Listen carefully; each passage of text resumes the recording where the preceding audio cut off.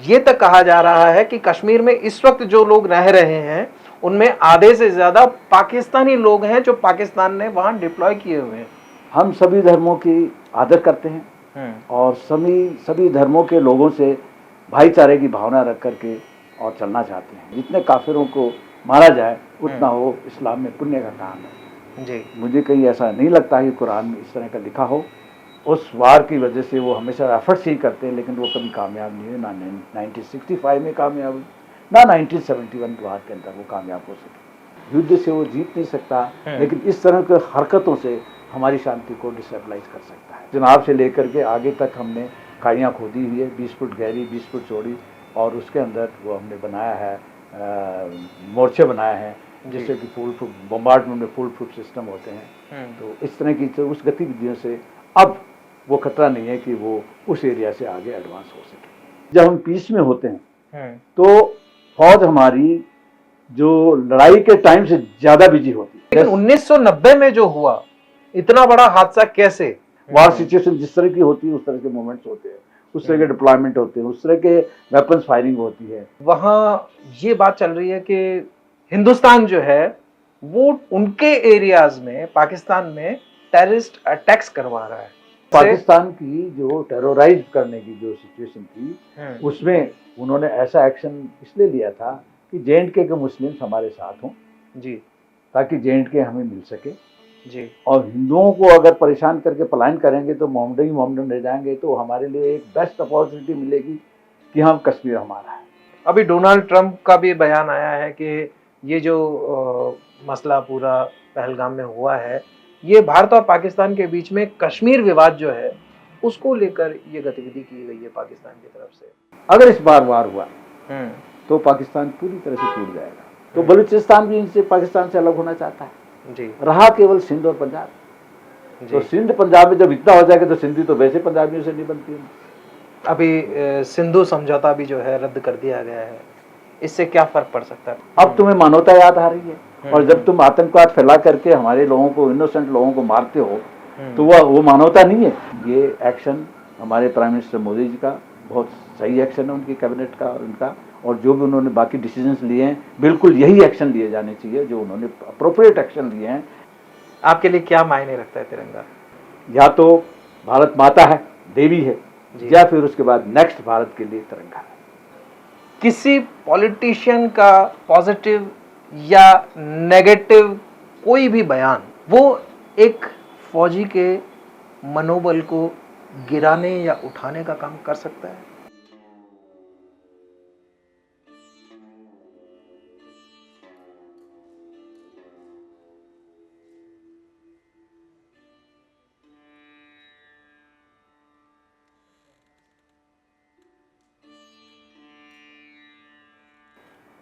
Vande Mataram. Live performers पर uncut talks with PBD में आपका बहुत बहुत स्वागत है। आपके साथ मैं हूं पीबीडी यानी कि प्रशांत ब्लड डोनर, और आज हमारे साथ बातचीत के लिए जो खास शख्सियत हैं बहुत अलग है, बहुत सम्मानित हैं। और आपको बताऊं तो हमारे देश की आजादी के बाद जो 3 बड़ी लड़ाइयां लड़ी गई हैं हमारे देश की तरफ से, उन तीनों लड़ाइयों में इनकी सक्रिय भागीदारी रही है और फौज में एक बहुत ही सम्मानित पद से ये रिटायर्ड हुए हैं। बहुत तल्लीनता से इन्होंने देश की सेवा की है और आज बातचीत के लिए हमारे साथ हैं मेजर राधेश्याम जी शर्मा। सर प्रणाम। God bless you. बहुत खुशी हुई मुझे आपसे मिलकर, जो आप इस तरह के प्रोग्राम अपने यूट्यूब चैनल द्वारा प्रसारित करते रहते हैं और देश के विभिन्न महानुभावों से मिलकर जो भी देश की करंट पोजीशंस चल रही है उसके अनुसार सबके आप ओपिनियन लेते हैं, सबके बारे में जनता को अवगत कराते हैं, उससे जनता अपडेट होती है। ये आपका बहुत महान कार्य है। मैंने आपके बारे में शुरू से जो मुझे परिचय था, आप कि मिसेस डिलीवरी के टाइम डेथ हो गई थी और उनकी डेथ ब्लड की कमी की वजह से हुई थी। तब से आपने ब्लड डोनेटिंग का एक बहुत अच्छा अभियान चलाया, जिसमें कई ग्रुप में और पूरे राजस्थान स्टेट के अंदर आपने अपना नाम इसमें अग्रणी रखा। कई तरह के डोनेशन, ब्लड डोनेशन के कैंप चलाए और उसमें वेल नोन पर्सनैलिटी हैं आप ब्लड डोनेशन में। उसके बाद अब आप ये चैनल वाला जो काम कर रहे हैं, ये भी अति प्रशंसनीय है। I wish you all the very best for your future and which is for the good cause of donation. बहुत बहुत धन्यवाद। खैर, आपकी सेवाओं से तो बहुत ही निम्न श्रेणी की सेवा है ये, क्योंकि आपने सरहदों पर हमारे देश की जो रक्षा की है, देश की रक्षा करने वाले सरहदों पर जो लड़ते हैं, उनसे ज़्यादा सम्मानित मेरी नज़र में तो कोई है नहीं। किसी और की नज़र में कोई हो तो कह नहीं सकते। सबसे पहला सवाल, जो आजकल बातें चल रही हैं, आतंकवाद का कोई मजहब नहीं होता, इस पंक्ति पर आपकी क्या प्रतिक्रिया है? देखिए, ठीक कहा आपने, आतंकवाद का कोई मजहब नहीं, कोई ईमान नहीं और उनका कोई भी उन पर विश्वास नहीं किया जा सकता। आतंकवाद एक ऐसी गतिविधि है जिसमें मानव जीवन के, देशों के शांतिमय जीवन व्यतीत करने के अंदर एक इस तरह का वाक़यात आता है कि वो टेरराइज करते हैं पब्लिक को और टेरराइज करके मैक्सिमम लोगों को नुकसान पहुंचाते हैं, जिनका कोई कसूर नहीं, जिनका कोई कुछ नहीं, लेना देना नहीं, उनको बुलेट फायरिंग से किल कर देते हैं, जो बहुत ही शर्मनाक बात है। और ऐसे ये कार्य कोई इतने हिम्मत वाले जोशीले कार्य नहीं है, ये कायरता रूपी कार्य है। जो छुप के इस तरह का जो करते हैं, वो जिस देश के भी हैं आतंकवादी या जो भी करते हैं, जो भी ये काम करते हैं, वो बिल्कुल ही मानवता के खिलाफ है और उनको समय समय पर भारतीय सेना ने पकड़ा है, कॉर्डन किया है और उनको डील किया है। कईयों को फायरिंग एक्सचेंज में मरे हैं और कईयों को अरेस्ट करके उनको इंटरोगेशंस की हैं। इंटरोगेशन के साथ साथ जहाँ जहाँ एरिया पर उनकी इस तरह के लोग जो छाए हुए हैं आतंकवादी, उनको उस एरियाज को पूरा साफ किया है। मोस्टली पाकिस्तान के साथ, जैसा आपको विदित है कि 1962 चाइनीज वार के बाद में 1965 का वार अपना पाकिस्तान के साथ हुआ था, उसके अंदर बहुत बड़ी डिफीट पाकिस्तान की हुई। तत्पश्चात 1971 वार में भी पाकिस्तान हमसे बहुत बुरी तरह से हारा है और उसके बाद उन्होंने सोचा कि हम इतने बड़े देश से, इतने शक्तिशाली देश से किसी तरह से भी जीत नहीं सकते, लेकिन उन्होंने एक ऐसी स्ट्रेटजी प्लानिंग की जिससे कि हमारे देश को डिस्टर्ब करने की लॉन्ग टर्म बेसिस पे उन्होंने प्लानिंग बनाई, वो है आतंकवाद। आतंकवाद में जो इन्होंने लोगों को दूर देश से, अपने देश से, हमारे कश्मीर के जो लोग हैं उनमें से यंग जनरेशन को एम्प्लॉयमेंट के रूप में धोखा दे करके और उनको एम्प्लॉय किया और उनसे ये ऐसा आतंकवाद का रूप गलत काम करने का प्रारंभ किया।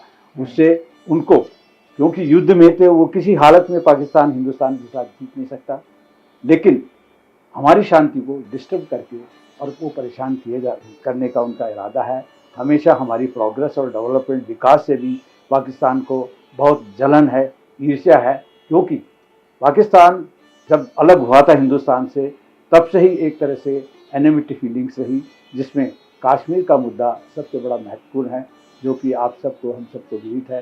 कश्मीर के टाइम उन्होंने, राजा हरि सिंह ने जब हमें अपने में यूनाइट नहीं हुए थे, उस वक्त उनके कबायलियों द्वारा आज़ाद कश्मीर को कर दिया था और महाराजा हरि सिंह जी ने इंडिया से मदद मांगी और उस इंडिया से मदद मांगने का ये था कि वो कबायली जहाँ जहाँ ऑक्यूपाई किए वो एरिया रह गया और उसको, उसमें ऑपरेशन जो है वो बंद कर दिया जी। जबकि स्थिति ये थी कि ऑपरेशन चालू रहना चाहिए था जी। जब महाराजा हरि सिंह जी ने पूरी अपनी स्वीकृति दे दी कि मैं इंडिया के साथ मिलना चाहता हूँ और मिल रहा हूँ, तो उस आज़ाद कश्मीर में जो कबायली ने काबू किया था, जब तक को हमारी भारतीय सेना द्वारा एरिया खाली नहीं कराया गया, तब तक युद्ध चालू रहना चाहिए था। लेकिन दुर्भाग्य की बात है कि उस समय के जो भी उच्च पदों पर जो भी देश के नेता थे, जी। उन्होंने ऐसा डिसीजन, मुझे नहीं मालूम किस कारणवश ऐसा डिसीजन लिया, लेकिन वो डिसीजन आज हमें अभी तक भी परेशान हमारे देश को किया जा रहा है। हमारे देश की अ, विकास के अंदर, हमारे देश की जो इकोनॉमिकल कंडीशन जो साउंड बन रही है, उसके अंदर ये इस किस्म के निम्न किस्म के जो ऑब्स्टिकल्स जो क्रिएट किए जा रहे हैं वो अशांत में हैं, जिससे जो हमारे लोग हैं वहाँ कश्मीर घाटी में जैसे कहीं घूमने उमने जाते हैं, जैसे अभी गए हैं और उन्हें 26 लोगों को मौत के घाट उतार दिया। मैं इसी इनोसेंट सवाल लोग। पर आना चाह रहा था कि अभी जैसे कि हम यही कहते हैं कि सांप्रदायिक सौहार्द हमारा बना रहे, लेकिन अभी हाल ही में 22 अप्रैल को जो घटना घटित हुई है, उस घटना को देखते हुए, क्योंकि उस घटना में जो हुआ, आतंकी आए और सभी से नाम पूछकर, और नाम से जब पता चला कि ये गैर मुस्लिम है, तो उसकी जो है हत्या कर दी गई। तो अब यहां सवाल ये उठता है, बार बार यही कहा जा रहा है कि मुस्लिम जो हैं वही आतंकी होते हैं या आतंकवाद मुसलमान ही होते हैं। ये तक बातें पूरे देश भर में फैल रही हैं और देश भर के बाहर भी जो है यही बातें प्रचारित की जा रही हैं। आप इस बात को किस तरह से देखते हैं? हाँ, पाकिस्तान, जैसा कि मैंने कहा कि युद्ध में वो सफल नहीं हो सकता, ना हुआ है, लेकिन आतंकवाद से एक इस तरह का इंडिया के अंदर इस तरह की जो सिचुएशन वो पैदा करना चाहता है ताकि हिंदू मुस्लिम्स झगड़े हों, हिंदू मुस्लिम्स राइट्स बने, उभरे, उसके लिए इन्होंने इस तरह की आतंकी भावना रखी है कि धर्म पूछ करके हिंदू है उनको मारा जाए, मुस्लिम को छोड़ दिया जाए, ताकि जो हमारे देश से मुस्लिम्स हैं उनके प्रति उनकी सिंपैथी जो जागृत होती है, तो हमारे मुस्लिम्स को भी, देश के मुस्लिम को उकसाने का एक बहुत बड़ा भयंकर कृत्य है। लेकिन मोस्टली हमारे देश के जो मुस्लिम्स हैं वो इस चीज़ को समझते हैं कि हम भारत के नागरिक हैं और हम ऐसा करने से हम अपना स्वयं का नुकसान पहुंचा सकते हैं, लेकिन ऐसी हरकतों से वो बिल्कुल कामयाब नहीं हो सकते। इस तरह की जो घटनाएं जो करते हैं उसका उनका उद्देश्य पाकिस्तान का आतंकवादियों द्वारा यही है कि रिलीजन पूछ करके मारा जाए और उनको छोड़ा जाए। यही एक रीजन है जिससे कि इंडिया को डिस्टेबलाइज किया जा सके, उसकी अंदर ही अंदर जो उनके रिलीजन के जो मुसलमान हैं उनके प्रति भी इन एडमिनिस्ट्रेशन की भावनाएं डिफरेंट किस्म की बने और उनके साथ डीलिंग इस तरह के हो, तो इंडिया का जैसे पाकिस्तान में बंटवारा हुआ, इस तरह इंडिया में इस तरह की म्यूटिनी इस तरह की चले, सिविल वार की जैसी पोजीशन आ जाए तो हम इंडिया से इजीली अपना बदला ले सकते हैं। ये बदले की भावना से प्रेरित होकर के युद्ध में नहीं सफल होना के असफलता के कारण ये उग्रवादियों का, आतंकवादियों का इस तरह के स्टाइलिश वो प्लानिंग करते हैं जो कि लॉन्ग टर्म बेसिस पे होती है। इनके पाकिस्तान के अंदर बहुत सारी जगह कैंप्स हैं, उनके अंदर इनको ट्रेनिंग दी जाती है और धर्म के आधार पर, कुरान के आधार पर उनसे कसम खिलाई जाती है और अपने आप को इस्लाम के लिए कुर्बान करने के लिए इस तरह की उनको भावना से प्रेरित करके ट्रेन किया जाता है और बॉर्डर क्रॉस करके हमारे देश में आतंकवादी फैलाए जाते हैं। मजहब नहीं सिखाता आपस में बैर रखना, ये एक बहुत ही प्रसिद्ध पंक्ति है। लेकिन इस पंक्ति को एक तरफ रखकर अगर हम कुरान की बात करें, तो मैं खुद व्हाट्सएप पर एक वीडियो मेरे पास आई हुई थी जिसमें कोई मुस्लिम स्कॉलर खुद ही बता रहे थे कि हमारे यहाँ इस्लाम में लिखा है कि काफिरों को, यानी कि जो गैर मुस्लिम हैं, उनको अगर हम मारेंगे तो ये जो है शबाब का काम होगा, हमारे अगर पुण्य का काम होगा। हाँ, सनातन भाषा में अगर कहा जाए तो वो पुण्य का काम होगा। तो क्या वाकई में इस्लाम ये कहता है कि हमें गैर मुस्लिमों को मार देना चाहिए? अगर ऐसा कहता है कुरान, तो मजहब नहीं सिखाता आपस में बैर रखना वाली बात या पंक्ति कहीं गलत तो नहीं? हमारे मजहब नहीं सिखाता, ये हमारे सनातन धर्म का उद्देश्य है। हम सभी धर्मों की आदर करते हैं और सभी धर्मों के लोगों से भाईचारे की भावना रख करके और चलना चाहते हैं और चल रहे हैं। लेकिन जिस तरह से ये लोग कुरान का सहारा लेकर ये कहते हैं कि जितने काफिर को, अदर देन जो मुस्लिम्स है, जितने काफिरों को मारा जाए उतना हो इस्लाम में पुण्य का काम है। जी, मुझे कहीं ऐसा नहीं लगता कि कुरान में इस तरह का लिखा हो। ये लोग जो अपने उद्देश्य की, गलत उद्देश्य की पूर्ति करने के लिए इस तरह की झूठी कोटेशन रखते हैं और लोगों को गुमराह करते हैं कि आप मुसलमान होकर के जितने भी लोगों को मारो अदर देन मुस्लिम जो है, तो वो आपका पुण्य का काम होगा, आपको वो अच्छा मतलब स्वर्ग मिलेगा। इस तरह की भावना से उन लोगों को प्रेरित करके बहकाने वाली जो मिसलीड करने की है, ताकि उनका मुस्लिम जो है वो एक होकर के और वो हिंदुस्तान के साथ बदला ले सके। जैसा कि मैंने कहा, युद्ध से वो जीत नहीं सकता, लेकिन इस तरह के हरकतों से हमारी शांति को डिस्टेबलाइज कर सकता है जी। और जैसा कि ये है और इसी उद्देश्य से करते हैं। लेकिन हिंदुस्तान इसके बारे में हमारे नेता, हमारी फौज बिल्कुल जागृत है और इस चीज़ को समझती है।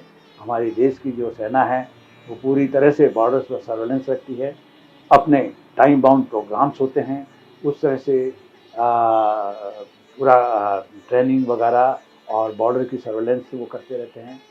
और जो भी देश के अंदर इस तरह की जो हरकतें होती है उसके लिए जो पीस स्टेशंस में जो बॉर्डर से जो फोर्सेज जो पीस स्टेशंस में आती है उनके लिए इंटरनल सिक्योरिटी स्कीम एक होती है, जहाँ पर भी देश में इस तरह के वाक़यात होते हैं, स्ट्रेटजी इस तरह की प्लानिंग उनकी चलती है, तो उसको उस इंटरनल सिक्योरिटी के स्कीम में जब law and order situation civil administration maintain नहीं कर पाता है तो वो आर्मी की एड लेते हैं, डिफेंस की एड लेते हैं और डिफेंस पर्सनल अपनी इंटरनल सिक्योरिटी के हिसाब से उसकी प्लानिंग के अनुसार जो कि well plan and well exercise होती है, जो पीसफुल फोर्सेज पीस एरिया में जो फोर्सेज हैं उनको डिप्लॉय करती है और सिचुएशन को within few hours control करती है। This is because of our internal security scheme, which is well planned and well exercised in the sake of manpower, in the supplying of rations, in the tentage, accommodation.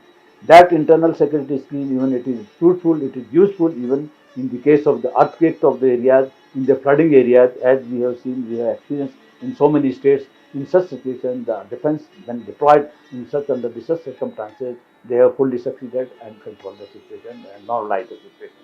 So that internal security scheme with the role of the army plays in India, that is most important and that is most useful, by which no enemy can destabilize our nation. आप काफ़ी समय कश्मीर में भी रहे होंगे क्या और जैसा कि आप जो 3 बड़ी लड़ाइयाँ हमारे देश ने लड़ी हैं, उनके सभी के आप हिस्सा रहे हैं जी, और 62 में तो शायद आप अंडर ट्रेनिंग थे अंडर ट्रेनिंग और 65 में आपने पूरी कमान संभाली है। हालांकि वो जंग हम जीत नहीं पाए, लेकिन बहुत ही सराहनीय जो है आप लोगों की सेवाएं रही हैं 71 में। लेकिन ऐसा नहीं है 65 की हम जंग जीत नहीं पाए, हमने उनको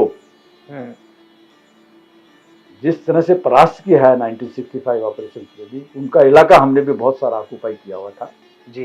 वो चुनाव के आगे जो पुल बाद में हमने तोड़ दिया था, तो उसके आगे आकर के वो अखनूर के एरिया तक आ गए थे और जम्मू को गन सेलिंग रेंज में ले लिया था जी। सिमिलरली इसी तरह से हम लोग भी शालकोट सेक्टर होते हुए लाहौर को गन सेलिंग में ले लिया था जी। तो उससे वो सरेंडर हुए और सीज फायर डिक्लेयर। यही स्थिति 1971 वार में जी। 1965 वार में मैं नीफा एरिया में था, क्योंकि आफ्टर ट्रेनिंग 63 में posted to the NEFA area in which मैं टू माउंटेन हिमालयन डिवीजन में था। वहाँ पर general Jagjit Singh Naroda, major general Jagjit Singh Naroda वो ड्यू कमांडर थे और मुझे उनका सहायक रहने का मौका मिला था। ग्रेट। जिससे उनकी जो ट्रांसफर जो उसी टाइम इमीडिएटली ऑफ प्लानिंग के लिए हुई, वो JNK सेक्टर के अंदर और राजस्थान सेक्टर के अंदर पूरा सर्वेलेंस के लिए हुई थी, जिसमें मैं उसमें एक्टिव ऑपरेशन में मौजूद था। और जिस तरह से हमने उस सिचुएशन को कंट्रोल किया वो बहुत ही सराहनीय रहा, क्योंकि उनका हमेशा ट्रेंड ये रहता है कि चुनाव के आगे अखनूर से जम्मू को जब ऑक्यूपाई कर लेते पूरा JNK उनके काबू में आ जाए, और यहीं पर बड़ी थ्रस्ट फाइटिंग होती है यहाँ पर। उस वार की वजह से वो हमेशा एफर्ट्स ही करते हैं, लेकिन वो कभी कामयाब नहीं हुए, ना 1965 में कामयाब हुई, ना 1971 वार के अंदर वो कामयाब होते जी, क्योंकि हमारी प्लानिंग इस तरह थी। 1971 वार में मैं JNK में था, सम जोनिया सेक्टर का मैं वहाँ सर्विस रही है और मेरा ऑफ डिप्लॉयमेंट वगैरह ऑफ ऑपरेशन प्लानिंग वगैरह की उस टीम के अंदर मैं जनरल साहब की उसमें रहा हूँ। और वहाँ पर जितना भी वहाँ के पोस्ट वगैरह पूरे पोस्ट पिकेट डाटा वगैरह सारा मेरी नॉलेज में था, और हम उसी हिसाब से सिचुएशन के हिसाब से अपनी डिप्लॉयमेंट ऑफ फोर्सेस भी रखते थे। और उसके बाद हमने वहाँ पर एक इस तरह की प्लानिंग की थी जो कि परमानेंट नेचर की थी, जिससे आगे पाकिस्तान का एडवांस हिंदुस्तान की तरफ हमेशा हमेशा के लिए रोक दिया गया। वो था डिस्कम बंद। वहाँ उस जनाब से लेकर के आगे तक हमने खाइयाँ खोदी हुई है, 20 फुट गहरी 20 फुट चौड़ी, और उसके अंदर वो हमने बनाया है मोर्चे बनाए हैं, जिससे कि फुल प्रूफ बम्बार्डमेंट में फुल प्रूफ सिस्टम होते हैं। तो इस तरह की तो उस गतिविधियों से अब वो खतरा नहीं है कि वो उस एरिया से आगे एडवांस हो सके। ग्रेट। अच्छा, आर्मी में एक बात ये कही जाती है कि जब फौजी कुछ नहीं कर रहा है तो भी उसको काम में लगाए रखना बहुत जरूरी होता था। उसके लिए उससे गड्ढे खुदवाए जाते थे, गड्ढे खुदवा करके बोलते थे कि बूर दो इसको वापस, फिर गड्ढे खुदवाते थे, फिर उसको बूर दो वापस। क्या ये वाकई में सही है? ये सब मिसलीडिंग इन्फॉर्मेशन हैं। कोई अपने हिसाब से क्या सोचता है, क्या देखता है, क्या सुनता है, उस हिसाब से नॉर्मल कमेंट्स हैं। इसमें कोई ज़्यादा तवज्जो की बात नहीं है। मेन कारण क्या है कि जब हम पीस में होते हैं तो फौज हमारी जो लड़ाई के टाइम से ज़्यादा बिजी होती है। लड़ाई के टाइम तो अपने इंडिपेंडेंट डिसीजन होते हैं, अपने सीनियर्स के अनुसार जो भी वार की प्लानिंग होती है उस हिसाब से लड़ा जाता है। वार सिचुएशन जिस तरह की होती है उस तरह के मोमेंट्स होते हैं, उस तरह के डिप्लॉयमेंट होते हैं, उस तरह के वेपन्स फायरिंग होती है, जिसके अंदर स्मॉल आर्म्स से लेकर के रॉकेट लॉन्चर्स वगैरह है, दूसरे ये गन है, गन के अलावा जो टैंक्स हैं, इनके द्वारा ये, और फिर एयर अटैक वगैरह किस तरह की सिचुएशन में वार लाइक सिचुएशन में जिस तरह होती है वो देखी जाती है। लेकिन पीस में हमारे एनुअल ट्रेनिंग प्रोग्राम चलते हैं जी। एनुअल ट्रेनिंग प्रोग्राम में शुरू से ट्रेनिंग प्रोग्राम जनवरी से दिसंबर उसके ईयर तक होता है, जिसके अंदर कंपनी लेवल, बटालियन लेवल की ट्रेनिंग चलती है, बटालियन लेवल के बाद ब्रिगेड लेवल की ट्रेनिंग चलती है, फिर डी लेवल की चलती है, फिर कोर कमांडर आर्मी लेवल की चलती है, जो कि 1 इन 3 ईयर्स और 4 ईयर्स प्लान होती है। तो उस ट्रेनिंग प्रोग्राम की वजह से वो सभी बिजी होते हैं अपने अपने, और उस ट्रेनिंग प्रोग्राम का मकसद ये होता है कि एरिया फेमिलराइजेशन हो, सारे बॉर्डर्स के बारे में सभी को जानकारी हो, जितने भी हमारी फौज डिप्लॉयमेंट है, कितने आर्म्स वगैरह है, एनिमी के आर्म्स की इंफॉर्मेशन वगैरह भी हमारे पास होती है, उस हिसाब से हमारे पास जो भी आर्म्स की डिप्लॉयमेंट होती है। तो सारी चीज़ें उसी हिसाब से प्रैक्टिस और ड्रिल इस तरह की जाती है कि ऐसे इवेंचुअलिटी वार इवेंचुअलिटी के टाइम पर सदा हम सतर्क और तैयार है, जिससे हमें कोई दुश्मन किसी तरह से भी कुछ मात नहीं दे सके, बल्कि हम एडवांस जा करके उनको मात दे सकें। तो ऐसा नहीं है कि खड्डे खुदवाते ये खुदाते, पार्ट ऑफ एक्शन। अगर मान लो हम एडवांस होते हैं अपने एरिया से दुश्मन के एरिया में, फिजिकल एक्टिविटी चलती है, दुश्मन के एरिया में चले जाते हैं, तो वहाँ अपनी सेफ्टी के लिए मोर्चे खोदने पड़ते हैं। वो खड्डे नहीं, मोर्चे हैं, वो सेल्फ डिफेंस के लिए है, और वो मोर्चों के द्वारा जो है वेपन फायर, बंकर भी बनाए जाते हैं, बंकर भी बनाए जाते हैं। ये सारी चीजें वो पार्ट ऑफ आवर रोल है। तो उसमें ये नहीं कहना चाहिए खड्डे खुदवाते हैं फिर बुरवा देते हैं, और जब हम वहां से चलेंगे तो खड्डे बुनेंगे भी, खड्डे खोदेंगे भी, ताकि किसी को नुकसान नहीं हो। तो ये तो नॉर्मल बात है, तो पार्ट ऑफ एक्शन। अच्छा, अभी जो सिचुएशन यहाँ अभी देखी गई है, पहलगाम में जो आतंकवादी हमला हुआ है, कहा जा रहा है कि कश्मीर में काफी लोग जो हैं वो भारतीय हैं ही नहीं। 1990 का इंसिडेंट भले ही हम लोग देखें, द कश्मीर फाइल्स मूवी भी बनी थी, और उसमें दिखाया गया है कि किस तरीके से हिंदुओं को वहाँ से भगा दिया गया मार मार करके, और उनके साथ में बहुत दुराचार हुआ, और वही सब जो है वो लोग चाहते हैं। और ये तक कहा जा रहा है कि कश्मीर में इस वक्त जो लोग रह रहे हैं उनमें आधे से ज्यादा पाकिस्तानी लोग हैं जो पाकिस्तान ने वहां डिप्लॉय किए हुए हैं। ऐसा कुछ नहीं है, क्योंकि हमारी टाइम टू टाइम विलेज वगैरह जिस तरह डाउट होते हैं, तो हम पूरे विलेज को, पूरे एरियाज को, बॉर्डर एरियाज को कॉर्डन करते हैं, और उसमें यही एग्जामिन करते हैं कि बाहर का आदमी कौन रह रहा है जी। उसे अरेस्ट करके इंटरोगेट करते हैं, और उससे सिचुएशन का पता लगता है। वो टाइम टू टाइम हमारी बॉर्डर एरियाज के जो हैं उसमें चेक करते रहते हैं। ऐसा कुछ नहीं है, जो सिटीजन J&K कश्मीर के हैं केवल उन्हीं को अलाउ होता है, बाकी को नहीं अलाउ होता है। लेकिन 1990 में जो हुआ इतना बड़ा हादसा कैसे? कौन सा हादसा? 1990 में जो हिंदुओं का वहां से पलायन हाँ, हुआ, वो कश्मीरी पंडितों को वहां से पाकिस्तान की जो टेररोराइज करने की जो सिचुएशन थी, उसमें उन्होंने ऐसा एक्शन इसलिए लिया था कि J&K के मुस्लिम्स हमारे साथ हों जी ताकि J&K हमें मिल सके, जी, और हिंदुओं को अगर परेशान करके पलायन करेंगे तो मोहम्मद ही मोहम्मद रह जाएंगे, तो हमारे लिए एक बेस्ट अपॉर्चुनिटी मिलेगी कि हम कश्मीर हमारा है, कश्मीर हमारा, ये सोच करके उन्होंने किया। जबकि कश्मीर का इशू 1971 के जो समझौता जो हमारा था भुट्टो के साथ में और अपने देश के साथ जो किया, वो उस हिसाब से Kashmir issue, no Kashmir issue, इसमें था Kashmir is a part and parcel of India, now no issue. But उनके जितने भी, अब ये है कि वहाँ की डेमोक्रेसी बहुत वीक है, वहाँ हमेशा सैन्य अधिकारी, सैन्य जो सेनाध्यक्ष है वही कमान लेते हैं, और जो ज़्यादा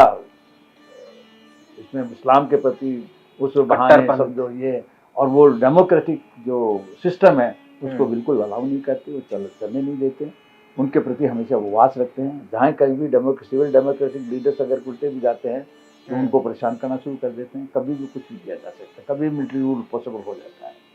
तो यही कारण है कि भुट्टो ही केवल इस तरह का था जिसने सिविल डेमोक्रेटिक सिस्टम अपनाया, लेकिन फिर भी वहाँ तब से लेकर आज तक जो भी उनकी डेमोक्रेटिक सिस्टम बनी वो उसको उस तरह से नहीं चल पाई जो कि एक डेमोक्रेटिक कंट्री में चला है, जैसे इंडिया है हमारे जैसे डेमोक्रेसी, उस तरह की उनके यहाँ डेमोक्रेसी नहीं है। ओवर पावर जो है मिलिट्री का वहाँ रहता ही है, तो एक one kind of military rule ही है, और उसमें जनता को डेमोक्रेटिक सिस्टम के बहाने उनको ये जागरूक करना है कि हम केवल कश्मीर के लिए लड़ रहे हैं, कश्मीर हमारा, कश्मीर हमारे वहाँ भाई, इस तरह की वो लोग प्रोपेगेंडा करते हैं, मिसलीड करते हैं, इसलिए वो जनता को साथ रखने की इस तरह की नीच हरकतें करते हैं। अभी पाकिस्तानी न्यूज़ चैनल्स पर मैं खुद भी डिबेट्स वगैरह देख रहा था पिछले दिनों, तो वहाँ ये बात चल रही है कि हिंदुस्तान जो है वो उनके एरियाज में, पाकिस्तान में टेररिस्ट अटैक्स करवा रहा है। ये बात क्या सही हो सकती है? हिंदुस्तान जी, उनके एरिया में वो कुछ ऐसा मैनिपुलेशन कर रहे हैं, दूसरी कंट्रीज वगैरह को कर रहे हैं कि वो बताना चाह रहे हैं कि वो आतंकवाद को समर्थन भारत देता है। भारत नहीं, तो वो उसके लिए है ना कि जैसे कि वेल नोन फैक्ट है, पूरे वर्ल्ड को मालूम है कि पाकिस्तान जो हिंदुस्तान में J&K में इधर टेररिस्ट कर रखा उन्होंने, तो वो बदनाम है जी। वेल नोन फैक्ट है कि पाकिस्तान आतंकवादी ऑपरेट करने के लिए पूरी तरह से बदनाम है। उसको सच्चाई रूप देने के लिए एक ये बहाना बोलते हैं कि हिंदुस्तान ऐसे करा रहा है जी, हिंदुस्तान हमारे मतलब आतंकवाद फैला रखा है, ताकि उनको अपने एक्शन को जस्टिफाई कर सके कि हम इसलिए करते हैं क्योंकि वो भी कर रहा है हमारे साथ। तो इस तरह की ये तो झूठी मतलब इस तरह की जो मानसिकता है जो कि सभी को पता है, कोई इसको सत्य नहीं मानता। अभी डोनाल्ड ट्रंप का भी बयान आया है कि ये जो मसला पूरा पहलगाम में हुआ है, ये भारत और पाकिस्तान के बीच में कश्मीर विवाद जो है उसको लेकर ये गतिविधि की गई है पाकिस्तान की तरफ से। वो उनको जो भी कुछ कहा हो, किसी रूप में कहा हो, लेकिन ऐसा कोई इस तरह का है नहीं। मेन उनका आतंकवाद फैलाना है, मेन उनका मुस्लिम्स को अपने कॉन्फिडेंस में लेके वो आगे बढ़ना चाहते हैं, लेकिन हिंदुस्तान के सामने उनको घुटने टेके हैं, सदा टेकने पड़ेंगे, वो कामयाब नहीं हो सकते, क्योंकि अल्टीमेटली सिचुएशन होती है, और उसमें इस बार अगर इस बार वार हुआ तो पाकिस्तान पूरी तरह से टूट जाएगा। क्यों? आज़ाद कश्मीरी खुश नहीं है, आज़ाद कश्मीर के नेता, वहाँ के रिहायशी लोग चाहते हैं हम तो कश्मीर के, हम तो इंडिया में मर्ज होना चाहते हैं, ओपनली उन्होंने कह रखा है जी। और अभी बलूचिस्तान का जी जी किस तरह से उन्होंने मिलिट्री से टेरराइज दबाया उन्होंने उनको भावनाओं को, तो बलूचिस्तान भी इनसे पाकिस्तान से अलग होना चाहता है जी। रहा केवल सिंध और पंजाब, तो सिंध पंजाब में जब इतना हो जाएगा तो सिंधी तो वैसे पंजाबियों से नहीं बनती है, वैसे वो नहीं चाहते उनके साथ, तो पाकिस्तान तो टूटे कगार पे है। अगर इस बार वार हुआ तो पाकिस्तान पूरी तरह से नामो निशान मिट जाए। अभी सिंधु समझौता भी जो है रद्द कर दिया गया है, इससे क्या फर्क पड़ सकता है? इससे ये है कि हम इमीडिएटली एकदम वार में इस तरह का एक्शन नहीं लेना चाहते, हम केवल जो उनको फैसिलिटीज हमारे से मिल रही है वो फैसिलिटीज हम बंद करेंगे तो नेचुरली उनके यहाँ प्रॉब्लम्स आएगी, पानी की समस्या बढ़ेगी। तो मानवता के नाते उनको समझना चाहिए कि ये पानी है, मानवता है, अब तुम्हें मानवता याद आ रही है, और जब तुम आतंकवाद फैला करके हमारे लोगों को, इनोसेंट लोगों को मारते हो, तो वो मानवता नहीं है। अब पानी बंद करने के बाद अब उनको मानवता याद आ रही है। जैसे कि मैंने आज एक प्रेस रिपोर्टर को, लेडी थी, वो बता रही थी कि साहब ह्यूमैनिटी नहीं है, कितने से लोगों के लिए आपने जो पूरे लोगों का मानवता तो नहीं है जो पूरे पूरा पानी बंद कर दे। तो अब मानवता क्यों याद आ रही है? उनको ये रियलाइज कराना है कि तुम्हारे में अगर मानवता नहीं है तो हम इतनी सी मानवता कोई बुराई की बात नहीं है। तुम ठीक हो, क्यों आतंकवाद फैलाते हो, क्यों इनोसेंट लोगों को मारते हो? उनके भी गृहस्थी है, उनके भी यही बच्चे हैं। तो इसलिए ये एक्शन हमारे प्राइम मिनिस्टर मोदी जी का बहुत सही एक्शन है, उनकी कैबिनेट का और इनका, और जो भी उन्होंने बाकी डिसीजंस लिए हैं बिल्कुल यही एक्शन लिए जाने चाहिए जो उन्होंने अप्रोप्रिएट एक्शन लिए हैं कि वहाँ से इनके जो बाघा बॉर्डर है उसको सील कर दिया, उसको बंद कर दिया, वहाँ से कोई पाकिस्तानी आ नहीं सकता। जितने पाकिस्तानी हमारे हिंदुस्तान में रह रहे हैं, गवर्नमेंट डिप्लोमेट्स हैं, एम्बेसीज के हैं, वो सब वहाँ चले जाए, हमारे वहाँ से आ जाएंगे। क्योंकि जब हमारे लोगों के साथ इस तरह का वो पाकिस्तान करता है तो हम उनके साथ रिलेशन रखने का कोई मतलब नहीं जी। जब हम इस तरह के करेंगे तो नेचुरली हमारे देश से जो उनके पाकिस्तान में फ्लाइट वगैरह जो भी है तो वो रास्ते भी बंद होंगे, बिल्कुल सारी चीजें बंद होगी। जो हम उनको सप्लाई करते हैं, जो कि चीप रेट पर उनको हमारा सामान मिलता है, वो बंद होगा। तो जब वो हमको परेशान कर सकते हैं, तो इस समय की स्ट्रेटजी जो प्लानिंग जो है प्रेजेंट मोदी गवर्नमेंट की बहुत अच्छी है, जिससे उनको रियलाइज होगा और वो परेशान भी है, दुखी भी है कि हमारे साथ क्या होगा जी। उनको भयभीत भी हो रहे हैं। इसलिए वो कौन भुट्टो है जो उनका वो इस तरह से उल्टे सीधे बयान दे रहा है, वो बौखलाहट है, वो बौखलाहट निकल रही है। कहा भी जाता है कि भय बिन हो न प्रीत, भय बिन प्रीत नहीं। तो मतलब डराना बहुत जरूरी है। देखिए, जिस वक्त मैं किसी पार्टी से नहीं जुड़ा हूँ, ना पार्टी का इंटरेस्टर हूँ जी। 2014 से पहले जो भी गवर्नमेंट रही है, चाइना थोड़ी धमकी देता था तो ये डर जाते थे, पाकिस्तान थोड़ी धमकी दे देता तो ये घबरा जाते थे, उसके अंदर उसका रिटेलिएशन का कोई जवाब नहीं देते थे। 2014 के बाद जब से मोदी जी प्राइम मिनिस्टर बने हैं, उनकी गवर्नमेंट बनी है, फॉर्म हुई है जी, वो जो चाइना बीच बीच में जो हरकतें करते रहा, उनको ऐसा जवाब दिया गया है, इस तरह का ताना गया है कि चाइना ऐसी एक्टिविटीज को स्वयं बंद कर रहा है। स्टिल उसकी थ्रस्ट यही है कि वो पाकिस्तान को साथ शो करता है, लेकिन एक्शन में वो साथ कभी नहीं दे सकता जी। इसका उदाहरण मैं आपको 1971 वार का देता हूँ। जो मैसेज हमने जनरल याहिया खान, वो प्रेसिडेंट पाकिस्तान के थे 1970 वार में जी। और जो बांग्लादेश की आर्मी के जो एक लेफ्टिनेंट जनरल न्याजी थे, उनके बीच में, क्योंकि बांग्लादेश चारों तरफ से घिर चुका था, सी, एयर एंड लैंड, उसके पास कोई चारा नहीं था सरेंडर करने के लिए। हम उसको बार बार सरेंडर के लिए बोल रहे थे जी। उस स्टेज पे भी मैसेज जो हमने अनसिप्ट किए, उन मैसेज में जनरल याहिया खान जनरल न्याजी को ये कहता रहा, don't worry, wait and see, China will jump into the war, and he never jumped into the war. तो China is in such a condition for his own selfish needs, he maintained the relation with the Pakistan, but when the actual war begins, he is no more. He won't interfere in our thing. He knows if I involve myself in Pakistan-India war, then I will head it. Great. They have to think many times for that. आपने अपनी जिंदगी का एक बहुत बड़ा हिस्सा जो है फौज को दिया है। तिरंगा आपकी नजर में क्या है? आपके लिए क्या मायने रखता है तिरंगा?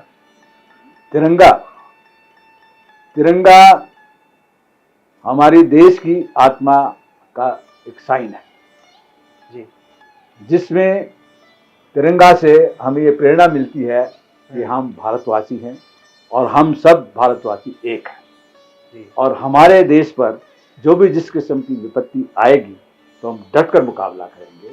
और उसमें ये नेशन का एक बहुत महत्वपूर्ण सिग्नल है, या तो भारत माता है, देवी है, या फिर उसके बाद नेक्स्ट भारत के लिए तिरंगा है।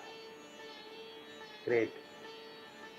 और फौज से रिटायर हुए भी आपको काफी साल हो चुके हैं, लेकिन जब इंडियन आर्मी की, जैसे ये कार्गो पैंट मैंने पहनी हुई है, इस तरह की गेटअप में, आउटफिट्स में आप किसी को देखते हैं तो सबसे पहला फील क्या आता है आपको? सबसे पहला पहला फील मुझे ये आता है कि ये मेरे अपने हैं और मैं भी इस ऑर्गेनाइजेशन में रहा हूँ। मैं फख्र फील करता हूँ कि आज हमारी जनरेशन भी जो फौज के अंदर पार्टिसिपेट करके सर्विस करके देश सेवा कर रहे हैं और देश की जो भी थ्रेट्स या जो भी किस तरह की सिचुएशन को मीट आउट करने के लिए तत्पर रहते हैं, तो वो भावना पैदा होती है कि हमारा देश सुरक्षित है, इस झंडे से भी देश सुरक्षित है। ग्रेट।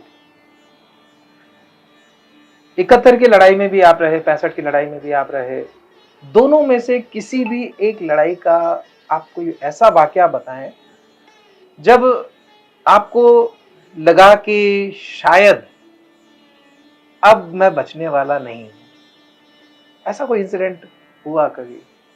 देखिए, मैं एक्चुअली लेकिन आप वहां से पूरे मेरा जो रोल रहा है पूरे हेडक्वार्टर्स में, कंट्रोलिंग हेडक्वार्टर्स जो हमारे होते थे, उसके अंदर मैं प्रिंसिपल स्टाफ ऑफिसर्स के रूप में अपना कार्यभार संभाला है जी, जिसमें जो टैक हेडक्वार्टर होता है, टैक्टिकल हेडक्वार्टर, वो बिल्कुल फॉरवर्ड एरियाज में जो हमारे जनरल कमांडर और जो प्रिंसिपल स्टाफ ऑफिसर्स होते हैं वो सब साथ होते हैं और हमारे सारे ऑर्डर्स ऑनलाइन चलते हैं।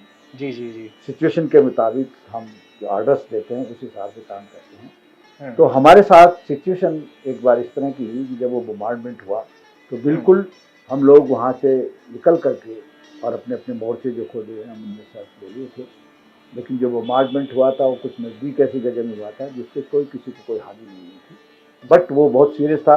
अगर हमारे हेडक्वार्टर पे होता तो वो टैक्टिकल हेडक्वार्टर ही बर्बाद होता तो हमारे आगे की दिक्कत हो सकती थी। बट लेकिन उनके जो निशाना जो था, जो बोमार्डमेंट करके गया था, वो जितने भी इनके जो एयरक्राफ्ट जो पायलट्स होते थे पाकिस्तान के, वो डरे हुए से रहते थे और वो जहाँ आया वहाँ उनका एम था ड्रॉप करना, ड्रॉप करके चले जाना। जिस तरह से इंडियन एयरफोर्स जो टारगेट पर जो जिस तरह से बोमार्डमेंट करती है वो बिल्कुल एक्यूरेसी देती है, और जबकि इनके बोमार्डमेंट में एक्यूरेसी नहीं है। अब एक सवाल मैं पॉलिटिक्स से जुड़ा हुआ पूछना चाहूंगा कि क्या किसी पॉलिटिशियन का पॉजिटिव या नेगेटिव कोई भी बयान वो एक फौजी के मनोबल को गिराने या उठाने का काम कर सकता है? उनका फौज पर कोई भी 0% असर, क्यों? वेल नोन फैक्ट है फौज को भी जी ये सब बेकार है, सब बकवास है। क्योंकि अभी हाल ही में जो एयर स्ट्राइक्स वगैरह या सर्जिकल स्ट्राइक वगैरह हुई हैं हाल ही में कुछ सालों पहले, तो उसमें कुछ पॉलिटिशियंस की तरफ से जैसे अरविंद केजरीवाल जी या राहुल गांधी जी या कुछ और नेता थे जिनकी तरफ से सबूत मांगे जा रहे थे कि आर्मी ने ऐसा कुछ किया है, उसका क्या सबूत है? आप लोग तो हवाई फायर कर रहे हैं बस। ये उनकी अपनी स्ट्रेटजी, इससे हमें कोई लेना देना नहीं है। लेकिन जो भी वो इस तरह का बोलते हैं तो जैसे बाकी आम पब्लिक का ओपिनियन होता है वही हमारा ओपिनियन होता है कि दे आर हम ऐसे लोगों को हम इररेस्पॉन्सिबल पर्सनालिटी समझते हैं, गैर जिम्मेदार। अपने देश के प्रति जो जिम्मेदारियां समझनी चाहिए उस भाव से अगर वो स्टेटमेंट देते हैं तो उनकी अच्छाई है, और उस भाव के विपरीत अगर अपने स्टेटमेंट देते हैं तो उनकी बुराइयां हैं। सब जानते हैं, अपने आप को कमजोर दिखाना, अपने आप को नीचे गिराना उन लीडर्स के हाथ में। कहीं तो कुछ तो भावनाएं आहत होती ही होंगी। हमें डिफेंस को अगर इस तरह का आहत करने लगे तो अपना रोल अदा कैसे करेंगे? हमें अपने रोल से मतलब, अपना जो रूल, अपने ड्यूटीज जो है उनमें परफेक्ट अपने को तैयारी रखना है और उसको पूरी तरह अंजाम देना। अभी जो भारत की तरफ से एक्शन लिया गया है पहलगाम आतंकी हमले के मद्देनजर, तो अब जैसे सीधी लड़ाई शुरू लगभग हो ही चुकी है, तो आगे आपको क्या लगता है कितने दिन पाकिस्तान भारतीय सेना के सामने टिक पाएगा? देखो, ये डिप्लोमेसी है, पाकिस्तान को घूम फिर के झुकना पड़ेगा जी, और उनको कितने दिन में झुक सकता है? इस संवाद में आना पड़ेगा और ये शीघ्र ही कुछ ही समय में ठीक हो जाएगा। में कितने दिन में पाकिस्तान झुक सकता है? दिन का एग्जैक्टली मैं इसके बारे में नहीं कह सकता, क्योंकि रूस यूक्रेन की भी अगर वॉर को देखें तो अभी वो साल से भी ज्यादा हो चुके हैं। उनकी सिचुएशन डिफरेंट है। रूस यूक्रेन की उनकी सिचुएशन टोटली हमारे सिचुएशन से बिल्कुल अलग है। जी क्योंकि वहाँ European countries NATO and Russia के विरुद्ध पूरा नाटो लड़ना चाह रहा जी है, वो सपोर्ट करता है।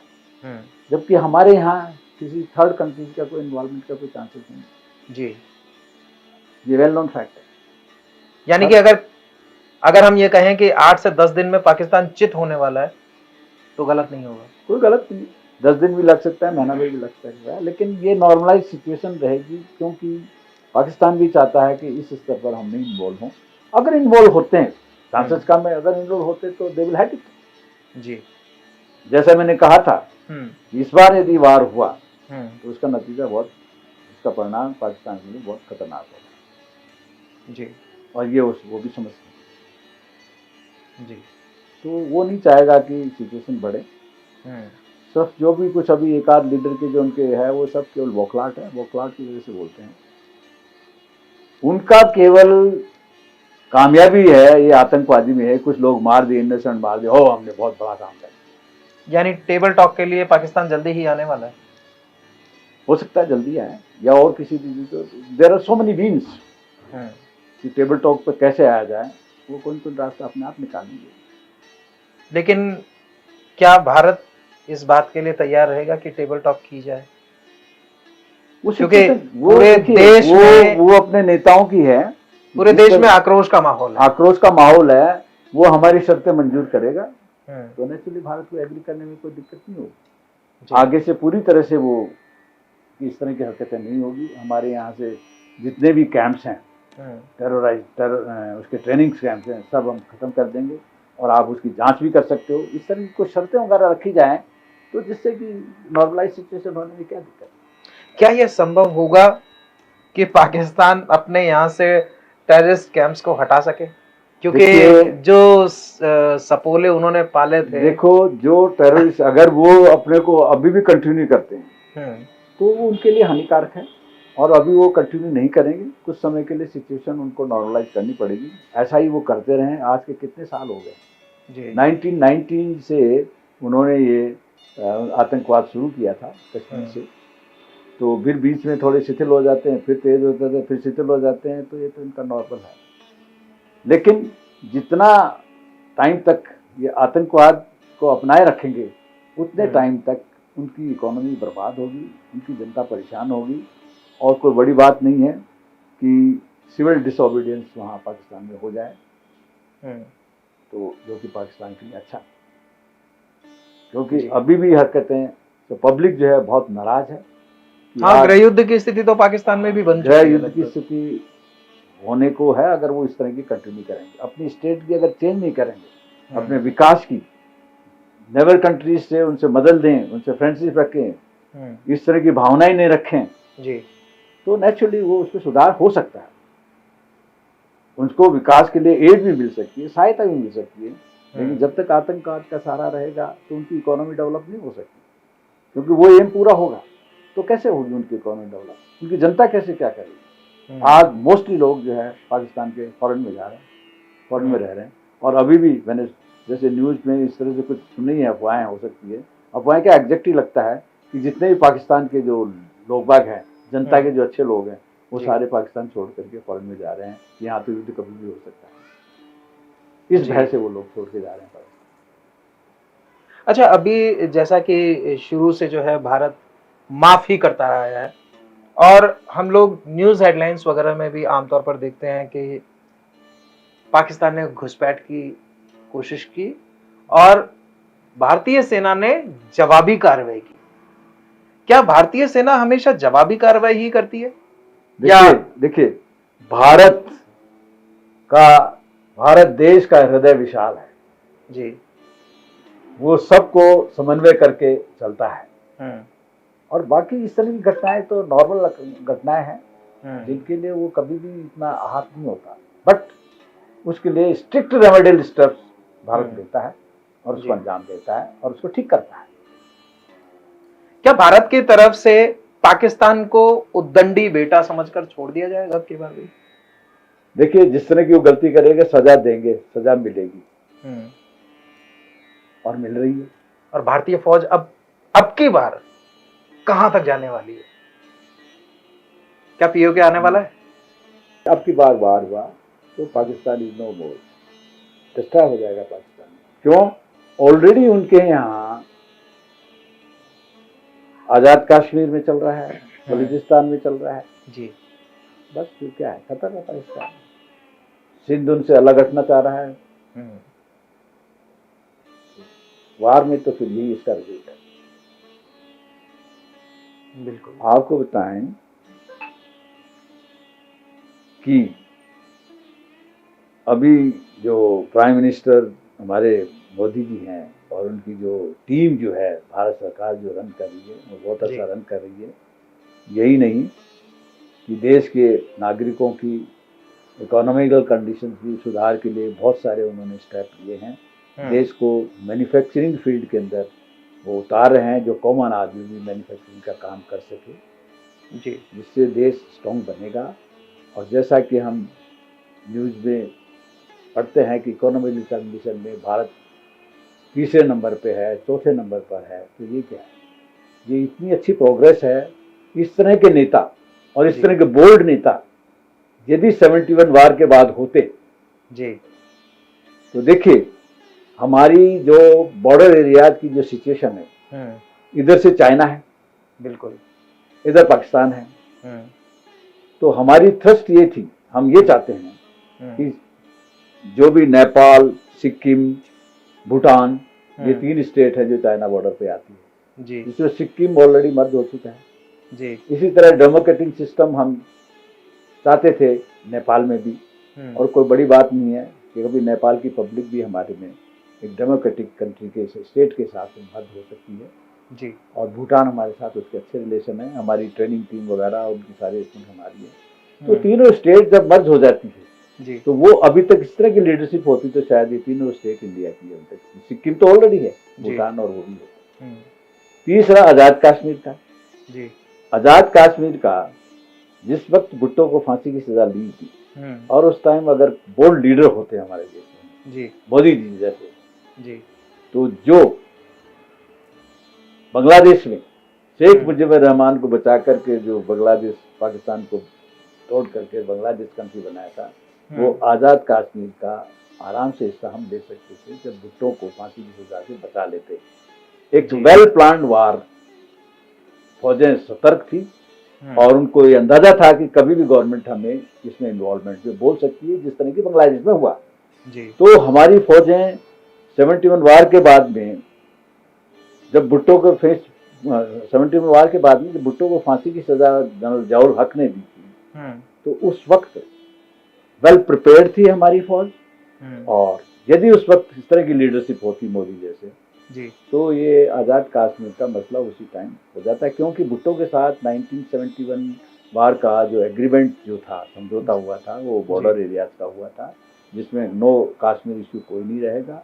दूसरा समझौता भुट्टो को अगर बचा लेते हम तो आज़ाद कश्मीर इजीली वो दूसरा समझौता बन जाता और आज़ाद कश्मीर कभी का मिला होता। लेकिन कुछ डेमोक्रेसी में हमारे कुछ लीडरशिप की इस तरह की जो भविष्य की इतनी सूझबूझ की कमी हो सकती है। मैंने उनको दोष देता, लेकिन सिचुएशन सर्कमस्टांसेस क्या रहे होंगे। लेकिन एक मिलिट्री में एक सोल्जर के नाते मैं ये सोचता हूँ कि हमें अंदेशा था कि हमें हुक्म मिलेगा। जब भुट्टो की सज़ा हुई थी फांसी की तो हम डिप्लॉय होंगे, एक युद्ध होगा और भुट्टो को बचाएंगे कि भुट्टो के साथ गलत हो रहा है और उससे उसको बचाने के बाद उससे ये समझौता। यानी उस वक्त अगर मोदी जी होते हाँ, प्रधानमंत्री, इस तरह की लीडरशिप होती तो लीडरशिप का एक कंट्री में बहुत फर्क पड़ता है। जी। नेहरू जी के बारे में भी ये कहा जाता है कि नेहरू जी ने भी जो है शुरू से अगर देश को सही तरीके से संभाला होता। हम लोग सीधे सीधे अगर आरक्षण की बात करें तो अंबेडकर जी ने जो आरक्षण 10 साल के लिए लागू किया था, उसी पर राजनीति को आगे बढ़ाते रहे, उसी पर राजनीति करते रहे और फिर जो है वो 10 साल पूरे नहीं हुए तो उसको बढ़ाया गया और सिर्फ इसी के नाम पर राजनीति लगातार चलती रही। वो एक्चुअली क्या है कि वो इनकी वोट बैंक के अनुसार पॉलिटिकल पार्टियों की जो भी सत्ता में आए उनकी जरूरत बनती है, लेकिन देश को तो नुकसान उठाना पड़ रहा है। देश को क्या, देश की एफिशिएंसी का नुकसान है। जो रिजर्वेशंस हैं, अब बहुत समय हो गया है, रिजर्वेशन को तो केवल जो इकोनॉमिकली बैकवर्ड है उनकी रिजर्वेशन रखनी चाहिए, ताकि जो भी सिलेक्शंस में आते हैं, आर्मी के अंदर तो खैर नहीं है, बाकी सिविल सर्विसेज में है, तो सिलेक्शन में अच्छे इंटेलिजेंट जो हैं वो आए, और टेक्निकल में भी हैं, मेडिकल लाइन्स में भी हैं, तो अच्छे प्रवीण जो बच्चे सेलेक्ट होते हैं तो वो ज़्यादा यूजफुल हो सकते हैं नेशन के लिए, बजाय रिजर्व कैटेगरी के। क्योंकि जो आज हम देख रहे हैं, इवन अपॉइंटमेंट में और प्रमोशंस में भी, अपॉइंटमेंट में सिलेक्शन में 92%, 95% कट ऑफ मार्क्स आती है, और रिजर्वेशन वालों का 55-50%, तो 52 वाला परसेंट भी उसी कैटेगरी में आ रहा है, 95% वाला भी उसी कैटेगरी में आ रहा है। तो देश के लिए कितना नुकसान है, कितनी एफिशिएंसी का फर्क पड़ेगा जी। जो आजकल जितने भी इनएफिशिएंसी जो चल रही है थोड़ी बहुत जो एडमिनिस्ट्रेशन में, वो तो ऊपर से जाकर के लीडरशिप से जरा ठीक रहता है, अन्यथा उसका फर्क तो पड़ेगा। जो लेवल स्तर जो IQ का है वो उसमें फर्क है। तो एक सवाल मैं पूछना चाहूँगा कि जितने भी हमारे इंडियन आर्मी में जवान हैं, उनमें से अगर हम रिलीजन वाइज बात करें तो मुस्लिम्स कितना परसेंट होते हैं हमारी फौज में? देखिए, ये फिर वही जातिवाद और धर्म का जो है ना, ये इस चीज़ का नहीं रहना चाहिए। जो प्रेजेंट सिस्टम है वो ठीक है, जो भी आता है, जो भी वैकेंसी जो होती है, जो भी सिलेक्शन पे आता है, उस हिसाब से हम करते हैं सिलेक्शन। उसमें ऐसा नहीं है कि भाई इस तरह का तो फिर जाति धर्म का हो जाएगा, फिर जाति का हो जाएगा, तो बहुत मुश्किल हो जाएगा। खास तौर से सेना के अंदर ये संभव नहीं। इवन सिविल पब्लिक एडमिनिस्ट्रेशन में अगर ऐसा करते तो वो भी सक्सेस नहीं है। उसमें परस्पर जो भावना है इनडिफरेंट बनती है, एकता की भावना को ठेस लगती है। ठेस लगती है। अच्छा, अभी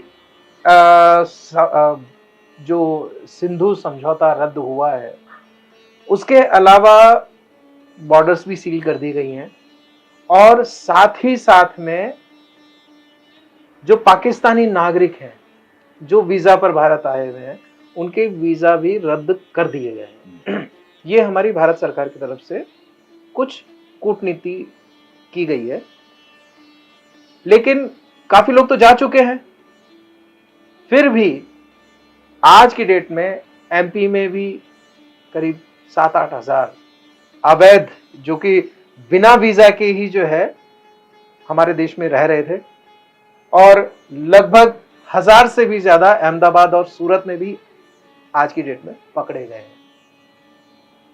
तो इन चीजों को आप कैसे देखते हैं? इन चीज़ों को देखिए, हमारी गवर्नमेंट ऑलरेडी इस बारे में प्लानिंग चल रही है, और जल्दी इसका निवारण होगा। उनके लिए क्या करना चाहिए, जिसके लिए अभी उन्होंने CRR बिल भी किया है, तो CRR बिल में जो भी क्राइटेरिया रखा है सिटीजनशिप का, उस हिसाब से सिटीजनशिप देंगे। बाकियों को ऑस्ट करना ही करना है, निकालना ही निकालना है। वो किस तरह की क्या प्लानिंग रहती है वो डिपेंड करता है किस चीज़ का भी समय उसके लिए चाहिए, जो कि इसके बारे में मेरा ख्याल है गवर्नमेंट कुछ न कुछ स्टेप ले रही है। इसके बारे में इतना ज़्यादा मुझे नॉलेज नहीं है, लेकिन हाँ एक्शन लेना पड़ेगा। अभी देखा जाता है कि कई जगह हमारे देशवासी जो है अनडिसिप्लिन्ड दिखाई देते हैं। अनुशासन में रहना शायद उन्होंने कभी सीखा नहीं, या अनुशासन उन्होंने शायद देखा ही नहीं, क्योंकि अग्निवीर योजना जो शुरू की गई है या हाल ही में शुरू की गई है, और शायद वो डिसिप्लिन में लाने के लिए ही है। आपकी तरफ से भारत सरकार को कोई सुझाव, जिससे कि सभी देशवासी जो है एक प्रॉपर थीम पर आ जाए, एक डिसिप्लिन्ड लाइफ जीना शुरू कर दें, क्या सुझाव होंगे आपके? देखिए, जब से मैंने भारतीय सेना ज्वाइन की, और जितने भी हमारे प्रस्ताव सजेशंस हम गवर्नमेंट के पास भेजते थे जी, तब से 65 वार के बाद और 71 वार के बाद, 65 के वार के बाद ही हमने ये पॉइंट देना शुरू कर दिया था कि हमारे देश को एक डिसिप्लिन लाइन में लाने के लिए, अनुशासन में लाने के लिए, परफेक्टनेस लाने के लिए हमारा ये प्रस्ताव था कि जितने भी सिविल एडमिनिस्ट्रेटिव जो ऑफिसर्स, सिविल ऑफिसर्स जो उनका सिलेक्शन है, और प्रदेश जो एडमिनिस्ट्रेटिव ऑफिसर्स होते हैं उनकी कैटेगरी के, जी, उन सबको आफ्टर सिलेक्शन कम से कम 3 to 5 ईयर्स की सर्विस जो आर्मी की कंपलसरी रखें, बिल्कुल, और वो कंपलसरी रखने के बाद फिर उनको सिविल अपॉइंटमेंट दिया जाए, जी, जिस तरह की दूसरे कंट्रीज में भी ऐसा होता है।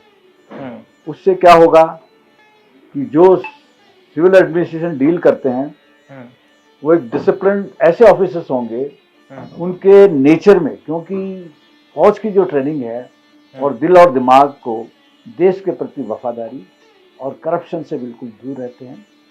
वो किसी के सजेशन, जी, अब पॉलिटिकल लीडर्स में कई इस तरह के लीडर्स आते हैं हम्म, जो कि अनडिजायर्ड, जो बेनिफिट्स लेने के चक्कर में ऐसे लोगों को, दूसरों को गलत तरीके से उनको बेनिफिट देने में पॉलिटिक्स को बिजनेस सतर्क रहते हैं और उसको प्रेशराइज करते हैं। लेकिन अगर मिलिट्री ट्रेंड ऑफिसर होगा, सिविल ऑफिसर, जी, तो वो उनको किस तरह से हैंडल करना है, उसको और भी टैक्टफुलनेस आ जाएगी और वो गलत काम कभी न करेगा, न होने जी, कुछ। हालांकि अभी भी इसमें भी है कुछ ऑफिसर, लेकिन एक डिसिप्लिन फोर्स की तरह, फौज की तरह एक सिविल में भी डिसिप्लिन फोर्स हो, जो कि सरकार के कर्मचारी और अधिकारी हैं। इसी तरह से जितनी भी सिविल की पोस्ट हैं, ग्रुप ABCD जितने भी हैं, जी, उन सब की कैटेगरीज का सिलेक्शन के बाद उनको मिलिट्री ट्रेनिंग होनी चाहिए। ग्रेट, आफ्टर मिलिट्री ट्रेनिंग वो पोस्टें भरी जानी चाहिए। इस तरह का क्राइटेरिया यदि बनाया जाए तो कर्मचारी और अधिकारी जब देश के अंदर जो गवर्नमेंट रन करते हैं वो इतने डिसिप्लिन्ड होंगे, वो किसी के लालच में नहीं आएंगे, जी, किसी के दबाव में नहीं आएंगे, और जो हमारा संविधान है, जो हमारी पॉलिसी, जो हमारा रूल है, उस हिसाब से उसके तहत वो काम करेंगे स्ट्रिक्टली, तो देश का बहुत अच्छा डिसिप्लिन होगा और वो बहुत स्ट्रांग देश बनेगा, हर तरफ से स्ट्रांग बनेगा। और जनता को भी वो डिसिप्लिन, जो कर्मचारी अधिकारी है उनको डिसिप्लिन को फॉलो करने के लिए, वो भी उसके लिए फॉलो करेंगे।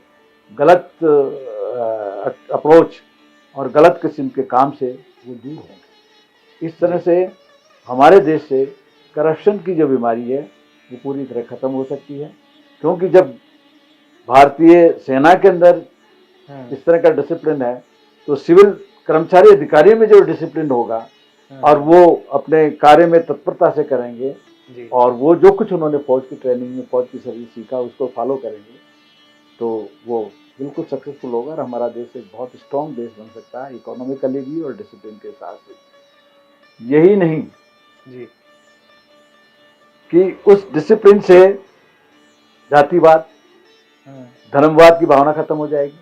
जी, इवन मैं तो ये कहता हूँ कि जो लीडर्स के जो डेमोक्रेटिक सिस्टम में जो लीडर खड़े होते हैं, MLA MP चुनाव, उनको भी कम से कम साल 6 महीने की ट्रेनिंग होनी चाहिए जी, और तभी उनको टिकट का मौका दिया जाना चाहिए। जी, कोई इस तरह का सिस्टम फॉलो कर रहे हैं तो देश के लीडर भी डिसिप्लिन होंगे, देश के लीडर भी मैच्योर्ड होंगे कि हमारा देश क्या है, हमारा संविधान क्या है और हमें जनता की सेवा करनी है तो किस तरह से सेवा करनी है। एक सिस्टम जो इस तरह का बनाया जाए तो देश में इस तरह की कुरीतियाँ, बुराइयाँ पूरी तरह से साफ हो सकती है और देश वर्ल्ड में एक बहुत अच्छा नाम रोशन हो। देश में जो हमारी भारतीय फौज जो है वो डिसिप्लिन मेंटेन करती है और बखूबी अपना काम कर रही है, लेकिन जो सुझाव आपने अनुशासन के लिए बताए हैं, आपको नहीं लगता कि इन सारी बातों का इम्प्लीमेंटेशन राष्ट्रीय स्वयंसेवक संघ कर रहा है और एक अनुशासित नागरिकों का निर्माण कर रहा है? आपको नहीं लगता? देखिए वो इस तरह से, क्योंकि तो देखा जाए तो अभी आज की तारीख में जो हमारे केंद्रीय नेतृत्व हैं, मोदी जी हों या अमित शाह जी हों, राजनाथ सिंह जी हों या और भी कई बड़े नेता, जैसे हमारे राजस्थान के मुख्यमंत्री जो हैं या मध्य प्रदेश के मुख्यमंत्री ही देख लें या और भी कोई देख लीजिए, बड़े नेता जो अभी नेतृत्व में हैं, वो संघ पृष्ठभूमि से ही आए हैं। देखिए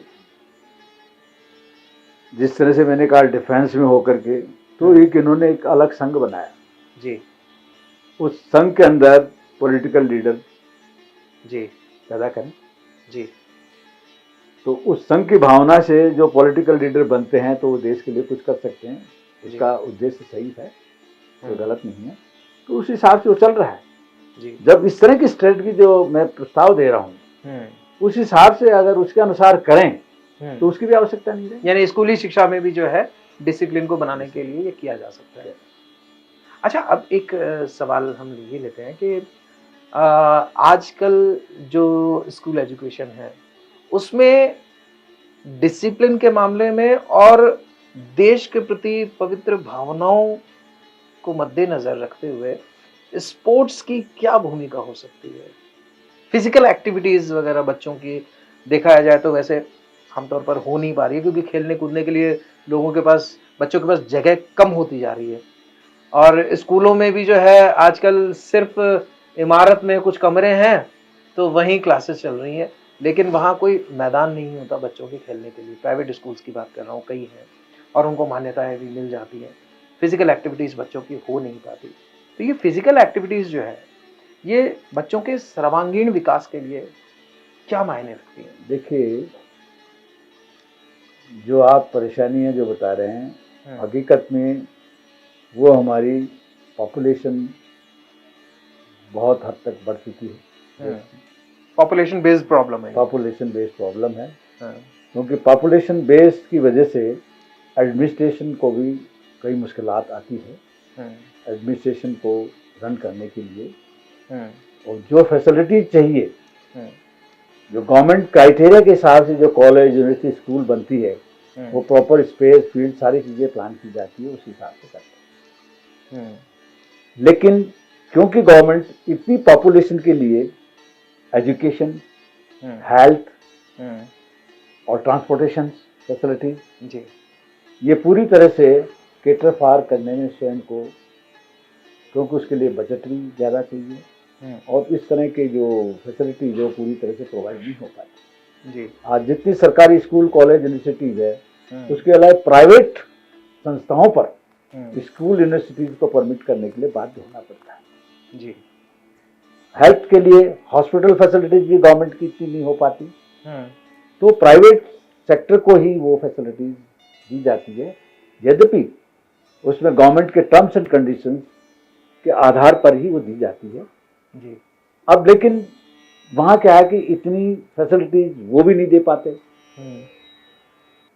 क्योंकि बेस मेन है पॉपुलेशन। जी। जो काम गवर्नमेंट के उसमें परिधि में मुश्किल पड़ता है, तो अपनी जो प्राइवेट संस्था है उनकी मदद लेकर के वो करती है। जी। इस वजह से वो पूरी तरह से हर जगह जिस तरह से हमें चाहिए वो नहीं हो पाता। नेचुरली किसी घर की पॉपुलेशन ज़्यादा होगी तो उसमें दिक्कतें होंगी, इस तरह एक देश की होगी तो दिक्कतें तो होंगी। लेकिन उनको सॉर्ट आउट में यही है कि जिनका इंटरेस्ट स्पेसिफिकल है तो स्पेशलाइज वो हमारे कई कॉलेज, कई इस तरह की एक्टिविटीज़ है जो स्पोर्ट्स में वो जाते हैं और करते हैं। और यही कारण है कि स्कूल्स में स्कूल कॉलेज कंपटीशन स्पोर्ट्स के होते हैं, उसके बाद स्टेट लेवल के होते हैं, फिर नेशनल लेवल के होते हैं, जिनकी जागरूकता से हमारे जो खिलाड़ी हैं वो बाहर भी जाते हैं और इंटरनेशनल लेवल पे भी खेलते हैं। तो वो सिस्टम की पूर्ति हो पाती है, लेकिन सबको नहीं किया जा सकता और सबका इंटरेस्ट भी नहीं होता है सबका स्पोर्ट्स में। जी। कुछ ही बच्चों का इंटरेस्ट इस तरह से स्कूल लाइफ में होता है, वो आगे बढ़ते हैं। यानी तो पॉपुलेशन बेस्ड अगर ये प्रॉब्लम है तो केंद्र सरकार को जल्द से जल्द पॉपुलेशन कंट्रोल बिल पास करवा देना चाहिए। कंट्रोल करते हुए ही तो इतनी स्थिति है। अब उसमें जो इंडिया की पॉपुलेशन कंट्रोल है, नहीं तो आज स्थिति क्या होती। जो मेजर्स गवर्नमेंट ने लिए हुए हैं, अच्छे मेजर्स लिए हुए हैं। और देखिए, मेरे लाइफ के टाइम पर एक एक घर में 8-8, 7-7, 10-10 बच्चे होते थे। आज भी है।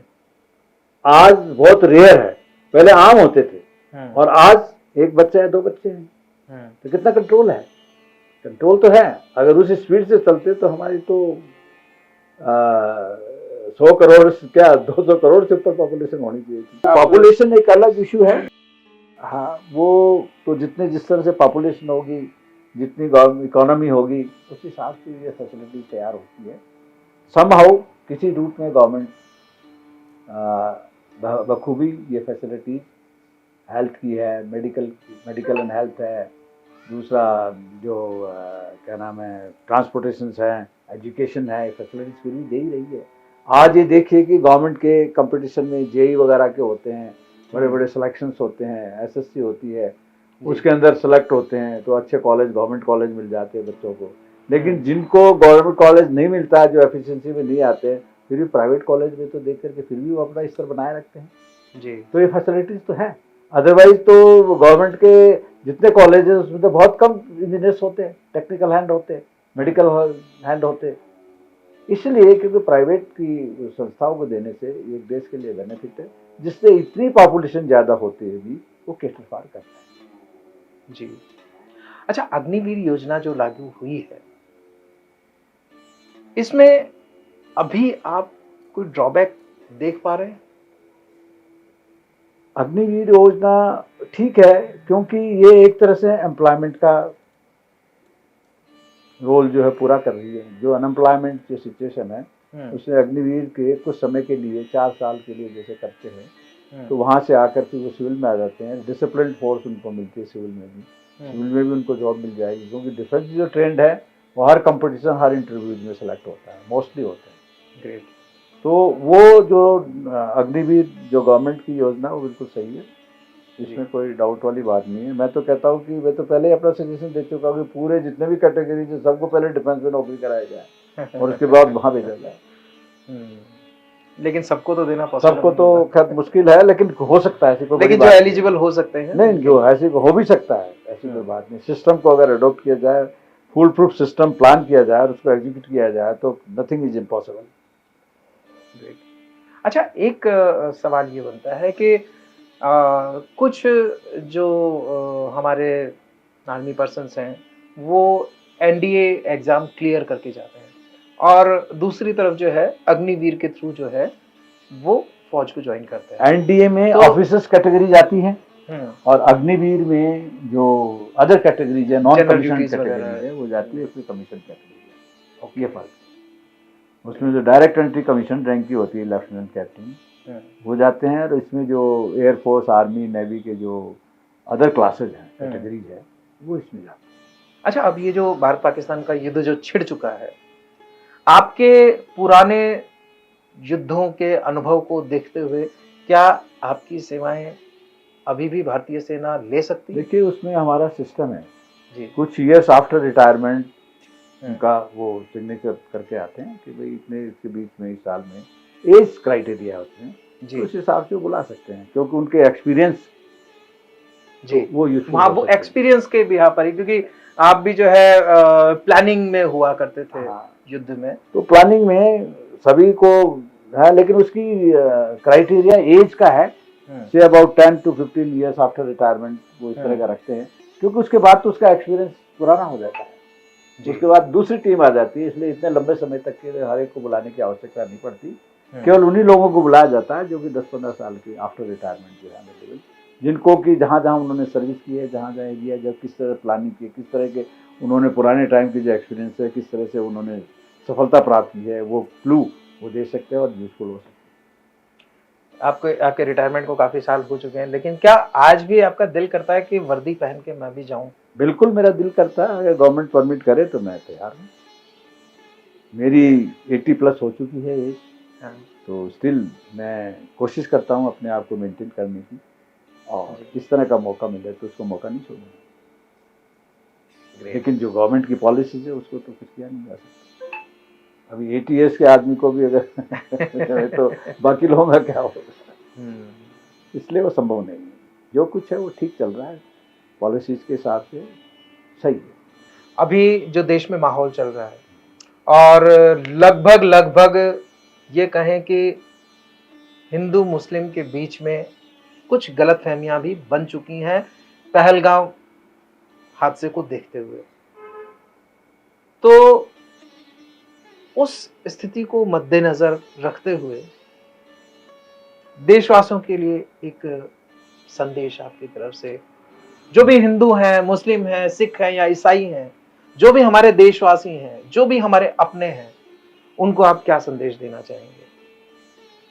मेरी तरफ से हमारे देशवासी, चाहे वो मुस्लिम हैं, हिंदू हैं, जैन हैं, बौद्ध हैं, किसी भी रिलीजन, किसी भी धर्म के हो, वो सब हमारे भाई हैं, उनका ये देश है, जिस देश में पनपे हैं, जिस देश में रह रहे हैं, आज़ादी के साथ रह रहे हैं और देशों के उससे अच्छे कंडीशंस में रह रहे हैं, तो मैं तो ये चाहूँगा कि हमेशा एकता बनाए रखें, हम सब अपने आप को एक समझें और एकजुट होकर के राष्ट्रीय स्तर की जो भी समस्या है उसमें मदद करें, एक हों, एकता की भावना हो। डिफरेंसेस जो भी कुछ है, वैसे तो एक रिलीजन में भी, एक रिलेशंस में भी इस तरह के डिस्प्यूट चलते रहते हैं, लेकिन एट टाइम्स जब कुछ ज़रूरत पड़ती है तो वो सब एक होते हैं। उस हिसाब से एकता की भावना हमारे देश में है।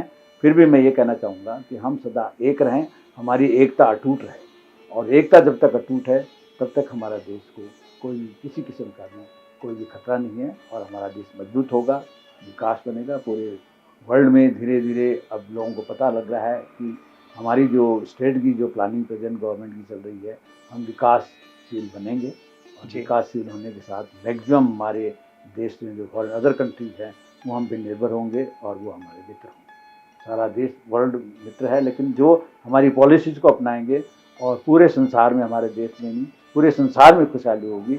इसलिए मैं अपने देशवासियों के लिए है कि हम सब हर स्थिति में एक रहें, एकता हमारी अटूट बनाए रखें, irrespective of the religion, caste and. और देखा जाए तो यही हमारे देश की सबसे बड़ी ताकत है, अनेकता में एकता। और ये जो पहलगाम का जो हादसा हुआ है, आतंकी हमला हुआ है पाकिस्तान की तरफ से, ये एक प्रोपेगेंडा है जो कि पाकिस्तान की तरफ से तैयार किया गया है। वो हमारी एकता को तोड़ना चाहते हैं।